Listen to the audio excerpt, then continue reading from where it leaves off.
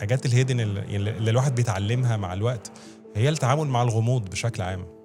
يعني انت مش دايما الدنيا ابيض واسود، هو ده الطبيعي ان هي بتبقى في منطقه رماديه كده ما بتبقاش فيها وخصوصا في الزمن اللي احنا عايشين فيه ده. يعني هو المنطقه الرمادي بتزيد. هي في فوكا ترندز اللي هي حته الفولاتيليتي، الدنيا شديده التطاير، كل شويه بحال، في انسرتينيتي، في حاله من عدم التاكيد في كل حاجه، في كومبلكسيتي، في تعقيد في كل حاجه. فانت الموضوع ملوش مثلا حاجه معينه بتقيسها فهتاخد القرار عليها، في امبيجوس، في اللي هي الضبابيه الشديده في كل حاجه.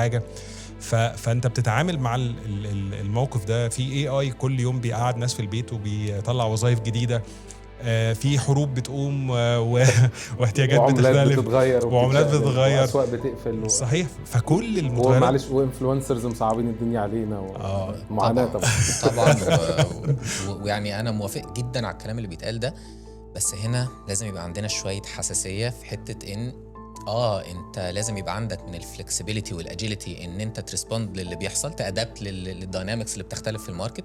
بس تاني وخلينا نرجع للستارز اللي في سماء البيزنس والماركتنج، واحد زي جيف بيزوس مثلا لما قال ان be stubborn in vision be stubborn in vision flexible on details. ففي الاخر انت لازم يبقى عندك استراتيجية او فيجن، رؤية واضحة وصريحة.